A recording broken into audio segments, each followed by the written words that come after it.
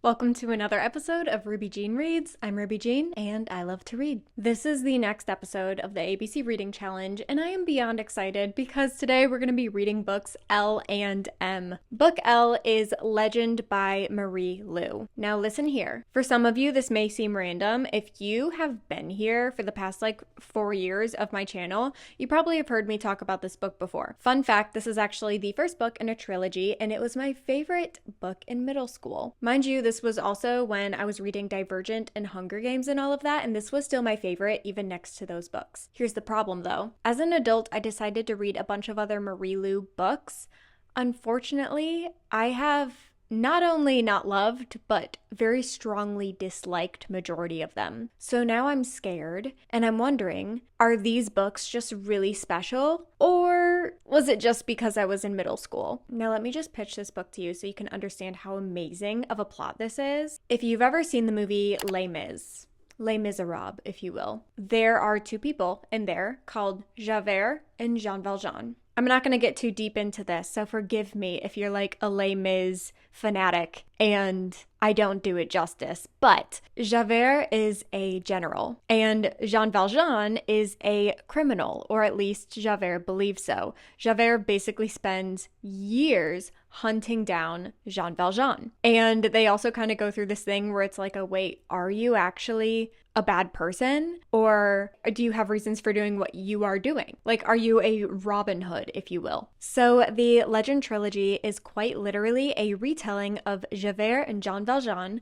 but Javert is a girl and Jean Valjean is the very handsome, daring, Robin Hood-esque man. And when I tell you, these books had me in an absolute chokehold. I will say, as much as I remember the overall plot, I don't actually remember the specifics of this book. So it has been long enough that I am gonna get to relive this series, which I'm really excited about. So now, before we begin, I'm just gonna tell you that we're gonna do things a little bit differently to kick off this episode with day 13 of my Subscribers is Seconds challenge. If you're not familiar with what that challenge is, it's pretty simple. Day 13 of me reading as many seconds as I have subscribers on my booktube channel. I currently have 3,231 subscribers, which means that today I'm reading for 53 minutes and 51 seconds. Today I'm reading Legend by Marie Lu, and it's pretty simple. I just record myself reading the book for a period of time, and then once it's done, I go to the computer, I edit it, and I post it to all my social medias. Which, by the way, if you're not following me on TikTok or YouTube, you definitely should. Alright, so I've officially posted that reel to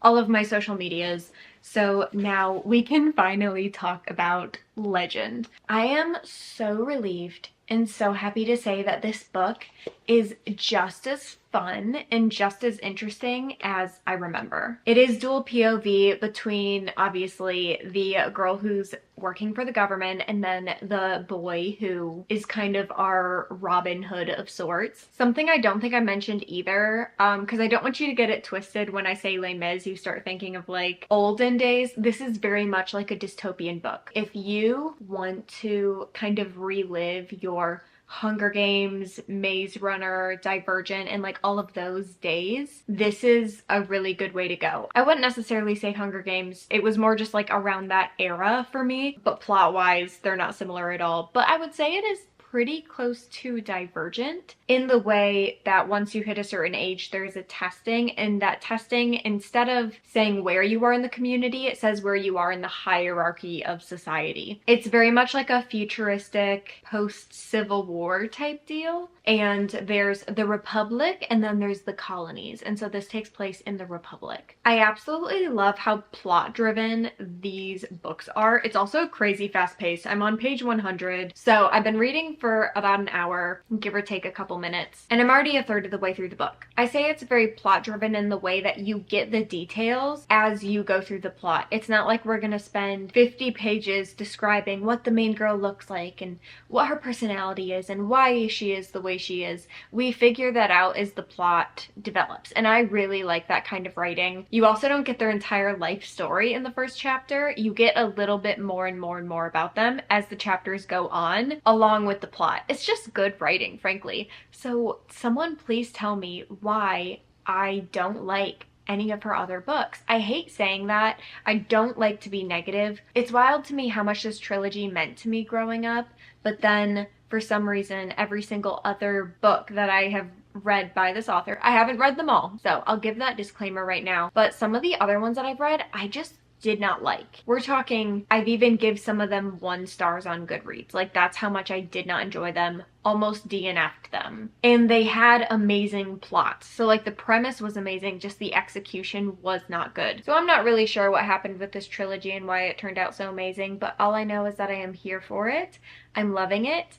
And after such an insane week of work, this book is like revitalizing me. Speaking of though, I probably should go to bed at a reasonable time. It is already 9:22 and I usually go to bed around 10. So I'm gonna take my makeup off and like get ready for bed and curl up in bed. And then I'm probably just gonna read until I'm tired, or if it's like 10:30. Guys, it's Friday night and I'm a crazy girl. I might stay up till 10:30 to read a book. What can I say? I'm a wild child. You can't tame me. That's all I gotta say. Lonely nights talking the pixels. I don't go out, don't intermix with the crowd, and I wonder why I'm sitting all alone, staring at my phone. Good morning. It's the next day. Let's just say I think I stopped at like the perfect part of the book to stop. It was literally like right as the big conflict came up. So I am ready to just finish up Legend this morning. I'm not gonna really say much more because there's not really much to say yet that I didn't say yesterday. So I'm just gonna, I didn't have a bookmark by my bed last night, so G2 pen it was. I'm quite literally exactly halfway through the book. So I'm just gonna crank out the rest of the book this morning and then we can add it to the chart. No, I just want a connection, is that so? All to ask for, I just want something that's real, that's alive. Don't want no white noise on the I must say that rereading this book for this challenge was honestly one of the best decisions I have made in a while because I thoroughly enjoyed that experience, and I'm happy to say that I don't actually remember anything of the plot that happens after book 1. Like, I remembered for the most part everything that happened in book 1, but I don't actually remember what happens next. So the next book in the series is actually Prodigy. That one right there. Also, don't look at my bookshelf. I'm in the middle of rearranging it. That's very rude of you. I'm very insecure about my undecorated, chaotic bookshelf, so don't look at that. But I'm very excited to hopefully read Prodigy for book P. But I will say I have a couple other books that start with the letter P that I'm looking at right now, so I can't commit to that yet. One of you also asked me to start sharing the books that almost were read for each letter, so almost like the honorable mentions, if you will. So let's take a second and talk about the honorable mentions for letter L. The first one was Legendborn. I did really want to read this book. It does seem really interesting to me, but honestly it just came down to yesterday when I clocked out of work on Friday. I was deciding between Legend and Legendborn, and I have been dying to reread Legend for probably 2+ years now, so it just felt like the right time. So the other L book that I almost read, I actually decided that because it's the first book in a series that most everyone has read before but me, I'm going to do a spoiler read with me vlog just of reading that entire series. You'll have to just stick around and subscribe, I guess, if you want to know what the other book L was. Before we move on to book M, let's add book L to the ABC reading chart. Legend, I'm just gonna go ahead and give this 5 stars. It's not necessarily a 5-star book now. If today was my first time reading it, it probably would have been more like 4 stars. Honestly, reading this book today meant so much to me that I can't justify giving it anything below 5 stars. Now for book M, let's actually start with the honorable mentions. I almost read one of the Magnolia Parks books. I've not read these before, but I know everyone's going crazy about them, so I almost read those, but I decided not to. I believe that was the only honorable mention that I was considering. If I was ever considering a third book, it was definitely like way long ago, but for the longest time it was between Magnolia Parks and The Ministry of Time. Now, here's all I know about this book. It is a love story that includes time travel. I know that Haley Pham is obsessed with it. She's been posting about it a lot, but here's the tricky thing. Haley Pham book recommendations are 100% a hit or a miss for me. I don't know if you guys remember, it was, I think, at the beginning of this past year, but there was a trend going around where booktubers would read another booktuber's 5-star reads. I actually started recording one where I was reading Haley Pham's 5-star reads. The thing is, I got 3 books in and I got into the worst book slump of my life, and I never finished filming that, and that video never saw the light of day. And that's because her book recommendations for me have either been a 5-star or a 1-star / DNF. I'm really hoping that this one's gonna be one of those 5-star ones. I do really like creative takes on romances. I think I'm kind of hitting a place right now where I really don't like just modern romance books. I don't feel like modern romance books actually have real conflict these days. I like when the conflict in a relationship comes from outside of the relationship, because if a couple can work through something insanely hard together, then that says a lot about the strength of your relationship. Whereas if there's a couple that likes each other, but then one of them has this flaw and the other person can't get past it, and then they fight about it, and 95% of the time both of the people in the relationship are severely in the wrong, and then they decide at the end that they love each other more than that conflict, and they decide to stay together. And I feel like every time I read those books, I'm like, okay, is this relationship sustainable, or do you guys just like each other? I'm not trying to give relationship advice by any means, but I think that's why I'm excited about this book, because I do enjoy a really good romance in a book, but I need the conflict to be something else other than one of the individuals in the relationship has a weird quirk. So I'm really hoping this is like a we love each other, but time is trying to keep us apart, or something along those lines. I'm just really excited for it. It seems different, and I need different. Caitlin is going to be coming over at 6, so that means I have 7 hours to read this book and clean my house and make cookies. I think we can do it. I'm going to move this reading party to the couch because my dog is losing her mind that she can't snuggle with me when I'm up on my desk chair. I wanna turn my phone off, but that's where all my friends are. What do? Why is it so hard to find someone new so far away? Other days Although I've technically only read the first 2 chapters of the book, the chapters are very long, and I believe there's only like 10 chapters in the book. So here's kind of where I'm at. No sense of romance whatsoever. If this book turned into a romance, it would feel very forced and odd. Like, nothing about this book is giving romance. It's giving extremely political. I don't necessarily want to comment on the political aspects of this book because I don't understand the political state of London. All I know about the United Kingdom is what I've watched from The Crown. Have I raised an eyebrow or two per se at some of the more like politically themed things said? Yes. Do I feel educated enough to comment on them? Absolutely not. So let me give you a spoiler-free pitch as to what all this book contains as of right now. So basically, the government of the United Kingdom has a super secret confidential branch called the Ministry of Time. They have discovered the concept and science of time travel, but they are not actively time traveling. So this is kind of in the stage where they're still trying to figure out how to do it safely and well. So there's an experiment that our main character that we follow is a part of. They assign, how do I explain this without sounding like a crazy person? They have certain people within the government who are assigned to be bridges. Then they have a team that goes and finds people from history who are about to die. They basically remove them from the situation. They're not like taking them from a life, but there's also some like ethical questioning going on by the main character of like, is this necessarily ethical? But they're finding people who in history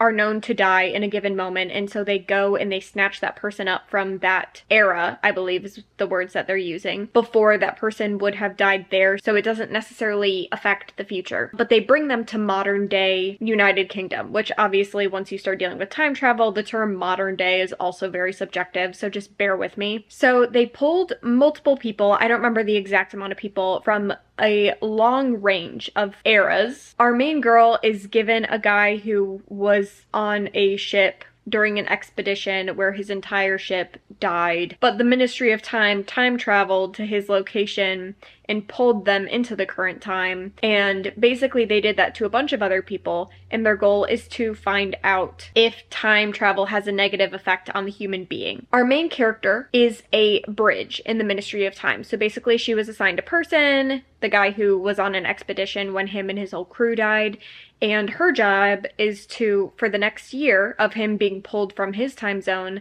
help him acclimate to the current time zone. That is all I can say so far. That is all that has really happened, and that's not really a spoiler. That's literally just the premise of the book. Do I hate that it took this long to really get the premise of the book? Yes. Do I also think it was important that the author took that much time and care to explain the plot? Yes. So I'm kind of like in between. The book is really slow per se, but it's because the author is trying to lay out their concept of time travel with care, which I do appreciate. I feel like Marvel kind of like ruined time travel for me, but I will say this book is kind of making me go, oh, okay, like I'm following, actually. The vibes aren't what I was hoping for. I really do think I just got my hopes up for a time-traveling romance. I wasn't expecting this to be a time-traveling book where we stayed in the modern age. That, I think, is what I'm finding the most disappointing. I was hoping to actually experience a book where we were going to different time zones. I'm reading this a lot slower, too,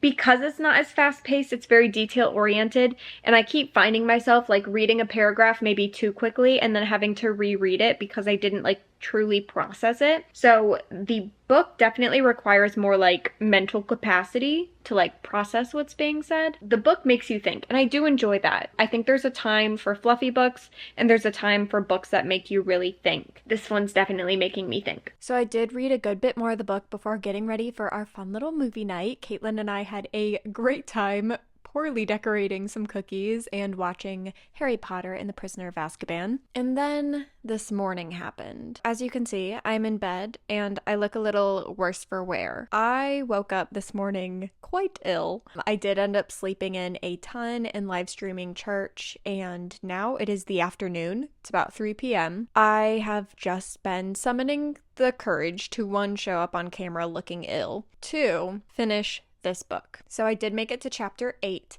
and I'm about 70% of the way through. And when I tell you, quite literally nothing has happened in this book. Like, the plot that I told you at the beginning, which was the premise that they made clear in chapter 1 and 2, that's all that happened.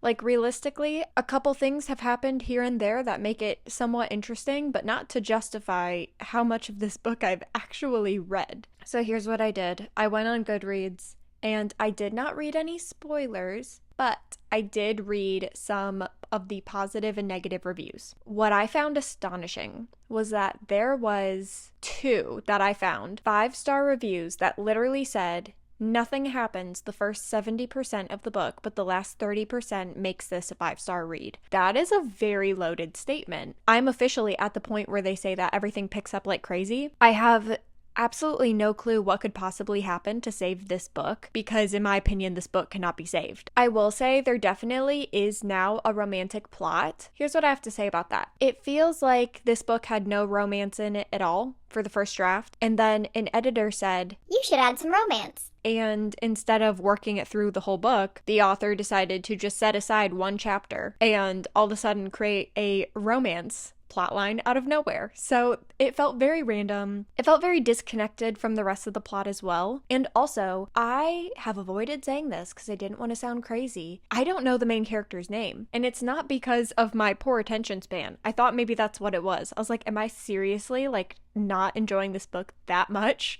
that I don't know the main character's name? It's never stated. I saw a couple Goodreads comments where they literally took an entire star away because there's no name for our female main character, which is crazy because all of the people that they have pulled from the past timelines who are now in the present day England per se, they have 2 names. So it's been really hard to keep up with who is who. Like, they call them by their actual names, but then they also call them by the last 2 digits of the year they were pulled from. So like, they'll call someone 47, they'll call someone else 83. Why do all the other characters have 2 names, but we couldn't think of a single name for the main character? Just a thought. Well, I'll tell you guys right now, when I'm sick, I do not have the bandwidth to be nice, so I'm gonna be very brutal.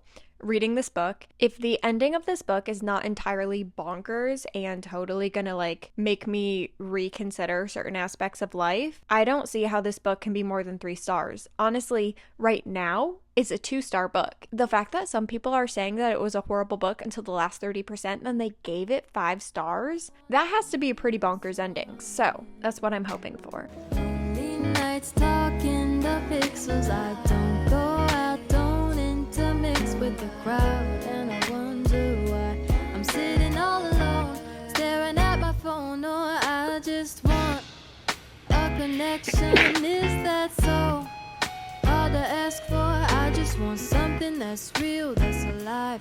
Don't want no white noise on the other line. I just want a connection. Is that so? Did this book drastically change in the last 3 chapters? Absolutely. For the better necessarily? No. Let's pull up the reading chart. I'm just gonna say off the bat, this was a 2-star book. Did I want to give it 1 star? Yes. Am I giving it a 2nd star because I cannot deny the fact that this author actually has a really good writing style? Absolutely. Her writing style was very fun and very interesting. I like how she assumed a level of intelligence in the reader. She didn't have to spell everything out for you. She did leave a lot of mystery in order for you to kind of put the pieces together yourself. And I do think that is a very stylistic, very challenging type of writing. So I do think that this author did showcase some really good writing skills. However, the plot was just not worth it. Like, it was a cool concept, but the execution was so boring. Like, I don't know how such an amazing and cool concept ended up being delivered in such a boring way. I just kept finding myself reading the plot twist and being like, Okay, is that all? and I don't think I'm just being this mean because I'm sick. I genuinely don't understand why people were saying like, oh, the last 30% of this book makes it a 5-star read. Sure, there was some like creative plot twists here and there, but at the same time, like they weren't that amazing. I think there were only like 1 or 2 plot twists that I read where I was like, okay, cool. Like that was a creative twist, but it wasn't earth-shattering. It wasn't, you feel? And I guess that's officially the end of this episode of the ABC Reading Challenge. Obviously, you can watch all the other ones if you haven't been watching them in order, or I do have a bunch of other reading challenges you can check out, or you can just subscribe and hang around for when the next episode comes out.